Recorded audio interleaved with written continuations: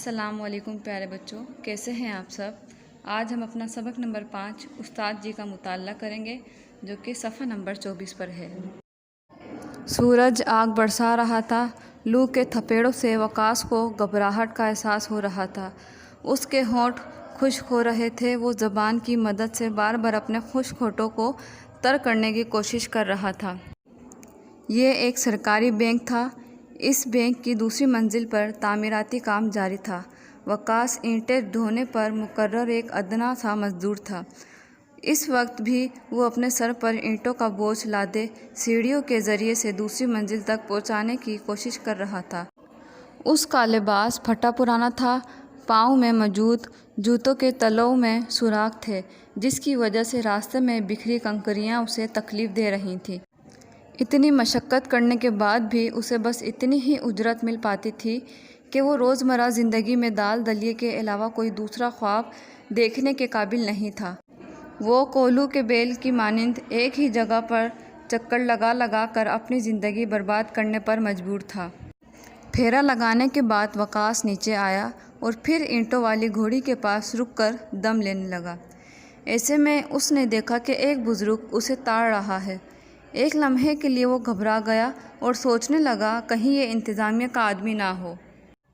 میں تو سانس لینے کے لیے رکا ہوں، یہ مجھے کام چور سمجھ کے مزدوری سے ہی نہ ہٹوا دے۔ گھبراہٹ اور خوف کی کیفیت میں وقاص نے اینٹوں کی طرف ہاتھ بڑھایا اور پھر اپنے سر پر اینٹیں اٹھائے دوبارہ سیڑھیوں کی طرف بڑھا۔ بزرگ بھی اس کے قدم سے قدم ملاتا ہوا بینک کے دروازے کی طرف بڑھا۔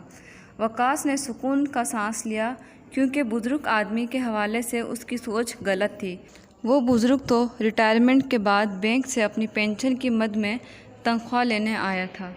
وقاص ہانپتے ہوئے دوسری منزل تک پہنچا، مگر جب وہ لوٹا تو حیران رہ گیا۔ وہ بزرگ اینٹوں کے پاس کھڑا اس کا منتظر تھا۔ اس سے پہلے کہ وقاص کچھ کہتا، وہ بزرگ خود ہی بول پڑا، اگر میں شناخت میں غلطی نہیں کر رہا تو تمہارا نام وقاص ہے؟ وقاص نے اثبات میں اپنا سر ہلایا۔ بزرگ نے بینک کے دبیز شیشے کے دروازے کی طرف اشارہ کیا اور بولا، کیا تم جانتے ہو کہ تمہاری جگہ اس دروازے کے دوسری طرف ہو سکتی تھی، مگر تم اس دروازے کے اس طرف اتنی شدید گرمی میں دھکے کھا رہے ہو؟ یہ بات کہنے کے بعد وہ بزرگ چل دیا۔ وقاص کپکپا کے رہ گیا۔ وہ اس بزرگ کو روکنے کی ہمت بھی نہیں کر پایا۔ عجیب سی بے چینی نے اسے گھیر لیا تھا۔ باقی دن اس نے مزدوری تو کی، مگر وہ اس بزرگ کے متعلق ہی سوچتا رہا۔ کون تھا وہ؟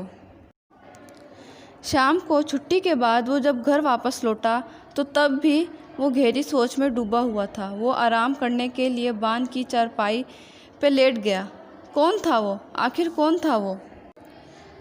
اس کی سوچ کا مرکز بس یہی ایک سوال تھا۔ اچانک پھر جیسے اس کے ذہن میں ایک جگنو سا چمکا، اسے گزرا وقت یاد آ گیا۔ ماضی کے واقعات اس کے پردہ تصور پر چلنے لگے۔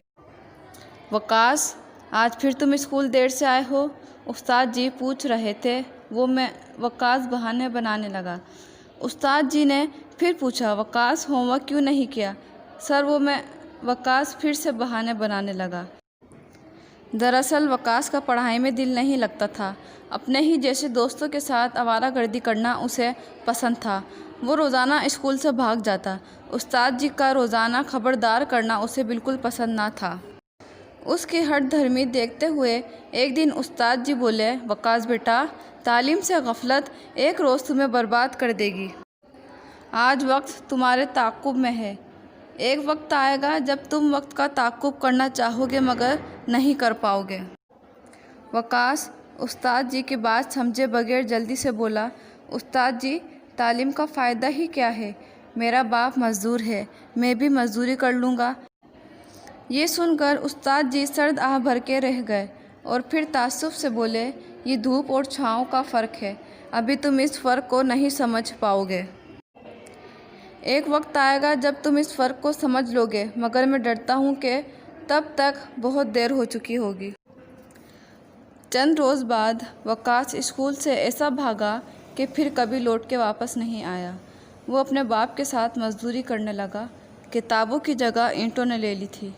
زمانے کے دھکوں نے اسے دھوپ اور چھاؤں کا فرق سمجھا دیا تھا، اور اب وقاص کو یہ بزرگ آدمی ملا تھا۔ اس بزرگ نے وقاص سے کہا تھا، جانتے ہو تمہارا مقام اس دروازے کے پیچھے ہو سکتا تھا، مگر افسوس تم نے اپنے لیے اس دروازے سے باہر کی دنیا کا انتخاب کیا۔ اب استاد صاحب کی بات وقاص کی سمجھ میں آ گئی تھی۔ دروازے کے پیچھے تعلیم یافتہ لوگ سکون سے بیٹھے قلم کی مدد سے اپنا کام کرتے ہیں، اور دروازے کے باہر اس جیسے کتنے ہی بھگوڑے محنت مزدوری کرنے پر مجبور ہیں۔ اچانک وقاص بے اختیار اچھل پڑا۔ یادوں کی لہروں پر بہتے ہوئے اس بزرگ کی صورت اس کے دماغ میں نمایاں ہو گئی تھی۔ اگلے ہی لمحے اس کی آنکھیں آنسوؤں سے لبریز ہو گئیں۔ کون تھا وہ؟ وقاص کو اپنے سوال کا جواب مل چکا تھا۔ وہ بزرگ کوئی اور نہیں، اس کے استاد جی تھے۔ استاد جی کا اندیشہ سچ ثابت ہو چکا تھا، اور وقاص یہ بات سمجھنے میں بہت دیر کر چکا تھا۔ سبق استاد جی میں ہمیں تعلیم کی اہمیت بتائی جا رہی ہے۔ تعلیم ایک ایسا زیور ہے جو ہر مرد اور عورت پر فرض ہے۔ تعلیم حاصل کرنے سے ایک تو ہماری شخصیت سنور جاتی ہے، ہمیں اچھے برے کی پہچان ہو جاتی ہے، اور ہمارے اندر شعور پیدا ہوتا ہے۔ دوسرا یہ کہ ہم اچھی اور اعلیٰ نوکری پر فائز ہو جاتے ہیں، اور صرف ایک قلم کی مدد سے ایئر کنڈیشنر میں بیٹھ کر اپنی نوکری سر انجام دیتے ہیں۔ اور وہ لوگ جو تعلیم حاصل نہیں کرتے ہیں، وہ لوگ سخت گرمی دھوپ میں محنت مزدوری کرتے ہیں۔ ہمیں چاہیے کہ ہم بھی تعلیم حاصل کریں، دل لگا کر پڑھیں۔ اگر ہم نے ابھی تعلیم حاصل نہیں کی تو ہمیں ابھی تو کوئی فرق نہیں پڑے گا، لیکن وقت گزرنے کے بعد ہمیں اندازہ ہوگا کہ تعلیم حاصل نہ کر کے ہم نے کتنی بڑی غلطی کر دی۔